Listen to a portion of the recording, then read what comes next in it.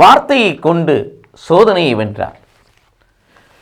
இது இயேசு கிறிஸ்துவுக்குள் பிரியமான என் சகோதர சகோதரிகளே, நிமிட நட்சத்திரிக்கு இயேசுவின் நாமத்தில் நான் உங்களை அன்போடு அழைக்கிறேன். நாம் அறிந்த வசனம் மத்தேயு நட்சத்திரி 4ஆம் அதிகாரத்தில் நாம் அறிந்த வசனம் 3 விதமான சோதனை இயேசு சுவாமிக்கு வருவதை நாம் பார்க்கிறோம்.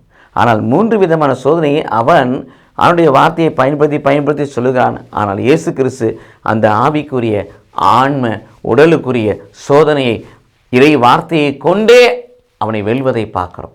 முதல் சோதனையை வருகின்ற பொழுது மனிதன் அப்பத்தினால் மட்டுமல்ல கடவுளின் வாய் நின்று ஒரு சொல்லினாலும் உயிர் வாழலான்னு சொல்கிறப்ப அவங்க வெட்கப்பட்டு போகிறான்.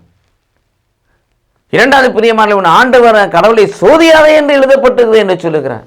அதிலும் அவன் தோற்று போகிறான். 3வது பிரியமான உடலில் மாட்சிமையை காண்பிக்கின்ற பொழுது உன்னாண்டவராகிய கடவுளை மட்டும் வணங்கி அவரை மட்டும் ஆராதிப்பாயான்னு சொல்லுகிறான். எல்லாமே சொன்னது எல்லாமே இறை வார்த்தையில் உள்ளது தான். கடவுளுடைய வார்த்தையை அவனுக்கு சொல்லுகிறான். அந்த வார்த்தை சொன்னபடியாலே அவன் நடுங்குகிறான். ஆகவே அவரை விட்டு அவன் அகன்று போகிறான் என்று வாசிக்கிறோம். கஷ்டம் போ சாத்தானே அப்பாலே என்று சொல்லுகிறான். இது இயேசு கிறிஸ்துவுக்குள் பிரியமானது. இந்த உலகத்தை ஜெயிக்க வேண்டும் என்று சொன்னான், இந்த உலகத்தின் அதிபதியை ஜெயிக்க வேண்டும் என்று சொன்னான், இந்த இருளை ஜெயிக்க வேண்டும் என்று சொன்னான், இருளின் அந்தகார செயல்களை ஜெயிக்க வேண்டும் என்று சொன்னால் இறை வார்த்தையை நமக்கு வழியாக இருக்குது. இறை வார்த்தை வல்லமையாக இருக்குது. இறை வார்த்தையின்படி வாழ்கிற வாழ்வே நமக்கு ஒரு பெரிய படைகளனாக இருக்குது.